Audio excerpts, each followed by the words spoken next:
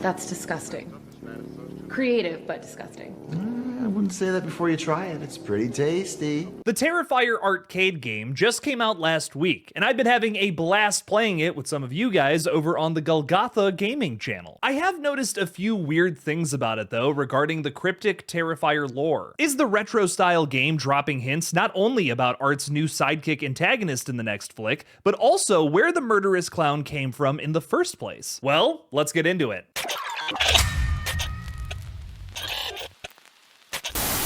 Hey everybody, I'm Killjoy Jake, and instead of having friends, I have horror movies. If you're excited for Terrifier 4 just like me, then make sure to like this video and subscribe for more updates on horror movies just like this one. Also, the best way to support this page is by becoming a channel member or Patreon supporter, where you'll get an extra review video each week. Thank you all for your support. Now let's get into this. So if you haven't played the new Terrifier video game yet, it's a beat-em-up side-scroller reminiscent of the Teenage Mutant Ninja Turtle video games from the 90s, and many similar games just like it. It features a killer score composed by Cody Carpenter, who not only came from the nutsack of John Carpenter, but wrote the score for the most recent Halloween flicks with his dear old dad. In the game, you play as 4 different characters: Art the Clown, the little pale girl, Emily Crane, Victoria Hayes, and Chris Jericho's Burke? What? The attendant from the psychiatric hospital? Why him? It's a weird 4th character because this guy isn't exactly an antagonist in the movie series, but he is played by a very popular wrestler in a little cameo role. Not only is this weird that Chris is being labeled as a killer in this new video game,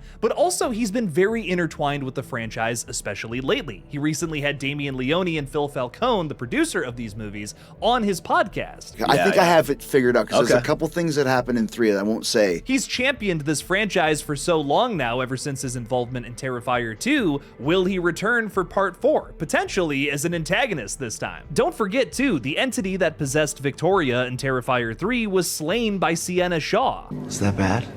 Let's just say her face doesn't stimulate one's appetite.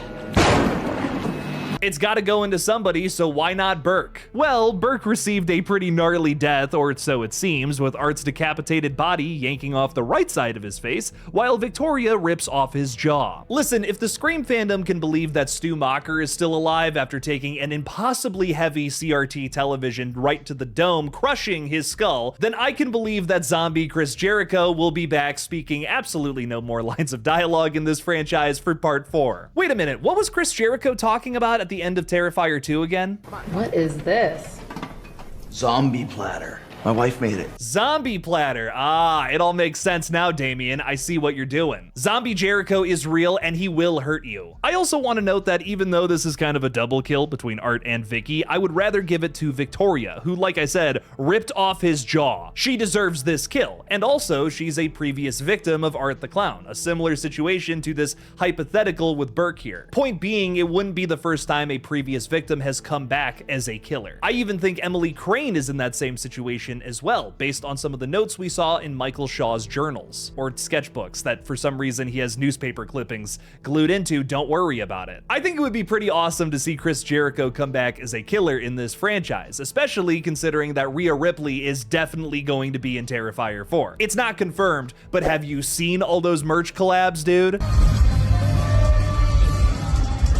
The wrestling folks out there may not be able to handle that level of fan service. On top of that, the game's story mode features a really odd and out-of-place stage. Let me explain. The story mode begins with Art and his gang of buddies, which once again includes Burke for some reason, learning about a film crew that is making a movie about their past murders. Pissed off, they decide to go after them, naturally. The game then takes you through various levels inspired by the different sets of the Terrifier film series. You then have to fight off security guards and bosses that resemble certain crew members. All of these sets seem normal except for one, a flat level that takes place on top of someone's brain. Here you see a bunch of images from the movies appearing in the background, and you even stumble into the mysterious clown cafe at one point. It's so odd and out of place, I feel like it has to resemble something, right? There's way too many hidden Easter eggs in this video game for it not to. My thoughts here is that it could be the brain of Michael Shaw, Sienna's father we briefly meet in flashbacks during the events of Terrifier 3. We've learned from the movies that Michael was an artist who used to draw horror-themed characters until his death via brain tumor and driving into a substation. Could all of this mean that Art the Clown is just one of Michael Shaw's drawings that somehow came to life, became flesh and blood,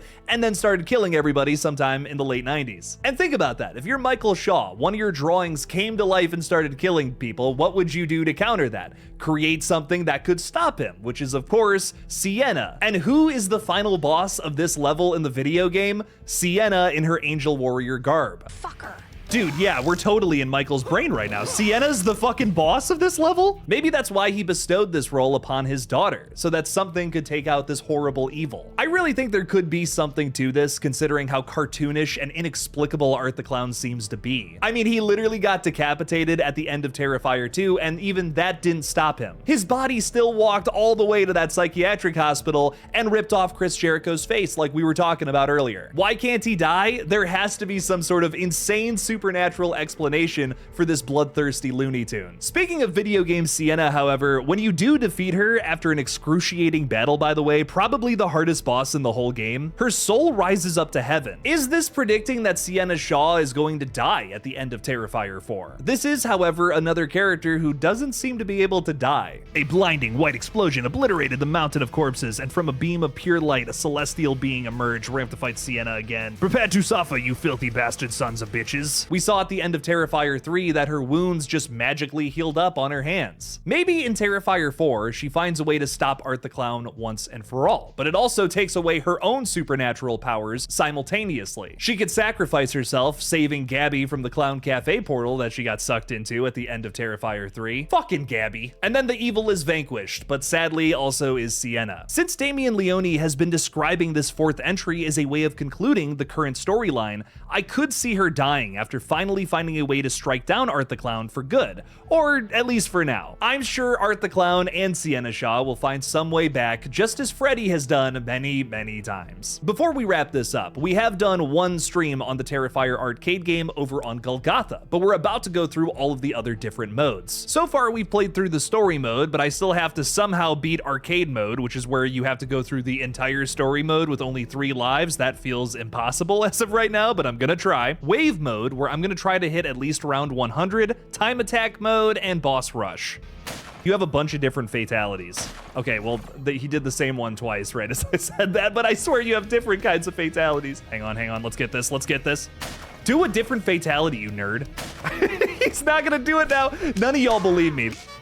See? There we go. Make sure you're subscribed to GullGotha so you don't miss any of these streams. And also, thank you again to everybody who supports all of the weird channels that I run here. What do you guys think about these theories, as well as the Terrifier arcade game? Let me know down in the comments below. Thank you all for watching, please subscribe, and as always, don't forget to kill it out there, y'all.